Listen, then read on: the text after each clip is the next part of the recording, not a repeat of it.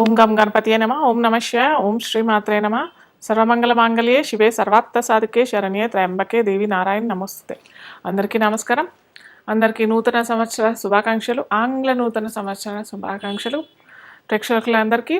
అయితే మనకి ఇంతకు ముందర లాస్ట్ టైంలో నేను ఒక్కొక్క రాశి వాళ్ళకి 2025 ఏ ఏ రాశుల వారికి ఎలాంటి ఫలితాలు వస్తాయి, అవి మన తెలుగు పంచాంగంతో సంబంధం లేకుండా కేవలం ఆంగ్ల సంవత్సరం దాని ప్రకారం మనము ఏ రాశులకి ఏ ఏ మార్పులు జరుగుతాయి, ఎలా ఉంటుంది, ఇవన్నీ నేను ఇన్డెప్త్గా చెప్పాను లాస్ట్ వీడియోలో.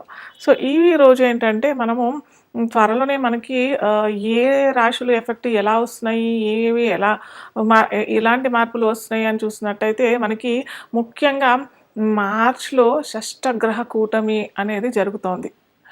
క్రితం మనకు 2019 సంవత్సరంలో కూడా షష్టగ్రహ కూటమి ద్వారా మీకు అందరికీ తెలిసిందే. మనకందరికీ ఎంతోమంది జ్యోతిష్ శాస్త్ర నిపుణులు మరియు శాస్త్రవేత్తలు ఎన్నో రకాలుగా చెప్పారు, ఖచ్చితంగా ఏదో సంఘటన జరుగుతుంది, అది మానవాతీతానికి పెద్ద ఆటంకాలు తెస్తుంది అని చెప్పేసి ఖచ్చితంగా చెప్పాము కూడా. కాకపోతే అది పర్టికులర్గా ఈ వ్యాధి వస్తుంది అని చెప్పేసి చిన్నగా ఒక సూచిక మాటుకే మాకు ఎవరికైనా అంతే, జ్యోతిష్య నిపుణులు 90-95% కరెక్ట్గా చెప్పగలుగుతాం, 5% అటు ఇటు అన్నట్టుగానే ఉంటుంది, ఖచ్చితంగా అయితే రాదు. కాకపోతే అక్కడ కూడా ఇది ఏంటంటే దేశగోచారం ప్రకారంగా చూసిన సంఘటన అనమాట. కాబట్టి మనకి ఎలాంటి ఫలితాలు వస్తాయని చెప్పేసి ఈ షష్టగ్రహ కూటమి వల్ల మనము అప్పుడు చెప్పగలిగాం. అందరూ జ్యోతిష నిపుణులు చెప్పారు, ఖచ్చితంగా చెప్పారు, ఫలానా తారీఖు ఈ పంచగ్రహ షష్టగ్రహ కూటమి వస్తుంది, దానివల్ల ఏ రాశులు ఇబ్బంది పడతారు కూడా ఖచ్చితంగా చెప్పారు. కాకపోతే అక్కడ ఏమైందంటే గురుబలం పోయింది. అక్కడ బృహస్పతి ఒక్కసారి ఒకే సంవత్సరంలో మూడు రాశులు అటు ధనుర్రాశి, వృశ్చిక రాశి, మకర రాశి, ఈ 3 రాశులు ఎఫెక్ట్ అయ్యాయి. ఒకే సంవత్సరంలో 3 రాశుల్లో బృహస్పతి లేదా శని భగవానుడు, అంటే బృహస్పతి అంటే గురు కనుక మారినట్టయితే ఒక ప్రళయం జరిగే అవకాశాలు చాలా ఉంటాయి. కానీ ఇక్కడ మనకి షష్టగ్రహ కూటమిలో కూడా పెద్దగా మార్పులు అవుతాయి. అంటే దేశగోచారము మనము ముఖ్యంగా మనం చెప్పేది ఈ షష్టగ్రహ కూటమి, దేశగ్రహ గోచారము ప్లస్ రాజకీయవేత్తలకి రాజకీయాలు ఎలా అవుతాయి, వాటి వల్ల ఎలాంటి ఫలితాలు వస్తాయి అనేసి మనము ఈ తూచాతాయిగా మనం చెప్పగలుగుతాం. కాకపోతే ఇది పర్సనల్గా మనం చూసినట్టయితే ఒక్కో రాశి, మళ్ళీ నేను చెప్తున్నాను ప్రతిసారి నేను ఈ వీడియో తీసినప్పుడల్లా, పర్సనల్గా మీ వ్యక్తిత్వ జాతకంలో మీ జాతకాల్లో ఏ దశ అంతర్దశలు నడుస్తున్నాయి, మీ లగ్నం ఏంటి ఖచ్చితంగా తెలుసుకొని ఆ దశ అంతర్దశలు ఈ గోచార ఫలితాలు ఎలా వస్తాయి అని చూసుకున్నట్టయితే మనకు అప్పుడు కరెక్ట్గా ఫలితాలు వస్తాయి. అలా కాకుండా కేవలం ఇప్పుడు చెప్పిన గోచారమే ఈ రాశులకి ఎఫెక్ట్ అవుతుందని అంటే అది కాదు. దాంట్లో ఓన్లీ 50-60% లేదా ఒక్కోసారి 50% రిజల్ట్స్ కూడా రావు, మనకి ఫలితాలు అంతగానం రావు. మనం ఖచ్చితంగా మన నక్షత్రం ఏంటి, మన రాశి ఏంటి, మన లగ్నం ఏంటి, దశాంతర్దశలు ఏమి నడుస్తున్నాయి, లగ్నాధిపతి ఎంత బలంగా ఉన్నాడు, ఇవన్నీ మనం ఖచ్చితంగా మన జాతక చక్రంలో తెలుసుకోవాల్సిన విషయాలు. దాని ద్వారా ఈ గోచారం ఏంటంటే ఒక 20-30% రిజల్ట్స్ వస్తాయి. అంతేగాని ఈ గోచారంలో ఇవన్నీ మార్పులు జరిగిపోతున్నాయి, మాకేమో జరిగిపోతుంది, అందరికీ ఏమోనో అయిపోతుంది, అద్భుతాలు అయిపోతాయి, లేదా ఏమీ అవ్వవు, లేదా ఈ పలానా రాశి వాళ్ళు ఇలా అయిపోతారు అన్నట్టు అలా ఏమీ జరగదు. కాకపోతే మనకి తూచాతాయిగా మనకి ఏ రాశిలో ఈ గ్రహాలు కలయిక నడుస్తుంది. యాక్చువల్గా గ్రహ కూటమి అంటేనే, షష్టగ్రహం అంటే 6 గ్రహాలు కూటమి అంటే కలుసుకొని ఆ రాశిలో అది కూడా 2 రోజులే జరుగుతుంది సంఘటన. ఎందుకంటే ప్రతి 2.5 రోజులకి చంద్రుడు మారిపోతాడు. చంద్రుడు ఒక రాశి నుంచి ఇంకో రాశికి మారిపోతాడు.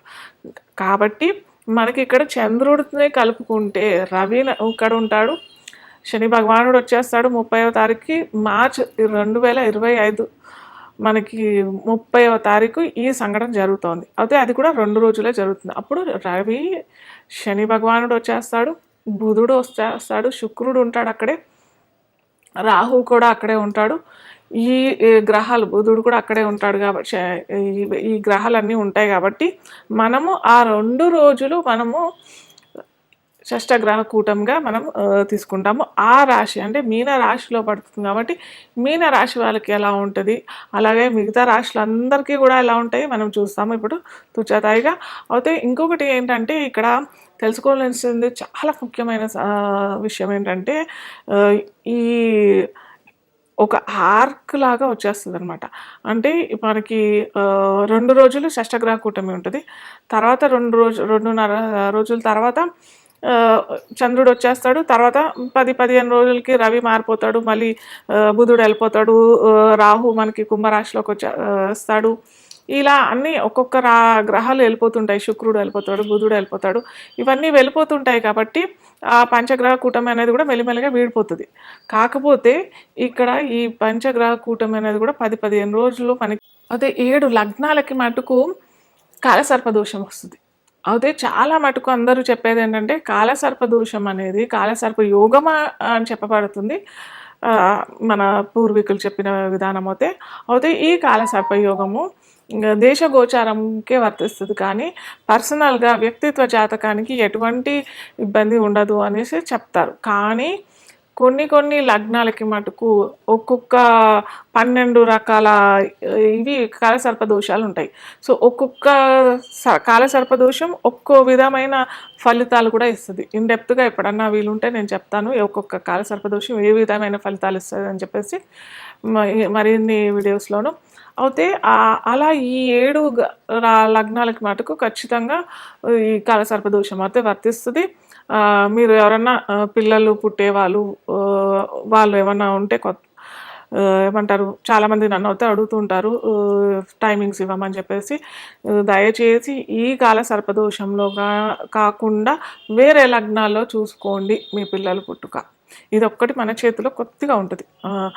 జనన సమయము మరణ సమయము ఈ 2 మన చేతుల్లో ఉండవు చెప్పాలంటే. కాకపోతే మన మానవ ప్రయత్నం ఏదైనా చేయాలని అంటే మటుకు ఇది మన చేతుల్లో ఉంటుంది. కాస్త చూసి చేసుకోండి. సింహ లగ్నం తెలియని వారికి రాశి అని అనుకున్నట్టయితే సింహ లగ్నాధిపతి ఎవరు అని అంటే రవి. గ్రహరాజు అయిన రవి మనకి ఎక్కడున్నాడు అని అంటే అష్టమంలో ఉన్నాడు. రవి అష్టమంలోనే 4 రోజుల పాటు ధను రాశిలోనే ఉంటాడు. అయితే ఇక్కడే మనకి ఏంటంటే రవితో పాటు వేరే గ్రహాలు అసంగత్వం పొందుతాయి. అంటే రవి గ్రహరాజు కదా, రాజు. ఒక అడవిలో సింహం ఎంత పవర్ఫుల్గా ఉంటుందో ఆ అడవి మొత్తంలో సింహం ఎక్కడ తిరిగినా కానీ రాజు రాజే. అయితే ఇక్కడ ఏమైపోతుందంటే మనకి రాహు కూడా ఉంటాడు. సో ఈ షష్టగ్రహ కూటంలో 4 రోజుల్లో మనకి రాహు డిగ్రీస్ రవి డిగ్రీస్ ఎప్పుడు దగ్గరగా ఉంటుందో అది కాస్త చూసుకున్నట్టయితే ఆ సమయంలో కొద్దిగా మీరు ఏమైనా పరిహారాలు చేసుకున్నట్టయితే చాలా చక్కటి ఫలితాలు వస్తాయి. ముందరే తెలుసుకొని చేసుకుంటే మంచిది. చాలామంది ఏంటంటే రవి రాహు దగ్గరలోనే ఉన్నారు మీకు అంటే ఓన్లీ కూటమి చూసే చెప్పేస్తారు ఇది గ్రహణ యోగం మీకు ఇలా అయిపోతుంది అలా అయిపోతుంది. కంగారు పడకండి, ఆందోళన చెందకండి. ఏ డిగ్రీస్లో ఉన్నారు అప్పుడు ఇది కూడా నవజాత శిశువుకే వర్తిస్తుంది కానీ ఆల్రెడీ సింహ లగ్నం సింహ రాశి వాళ్ళకి ఇది వర్తించదు.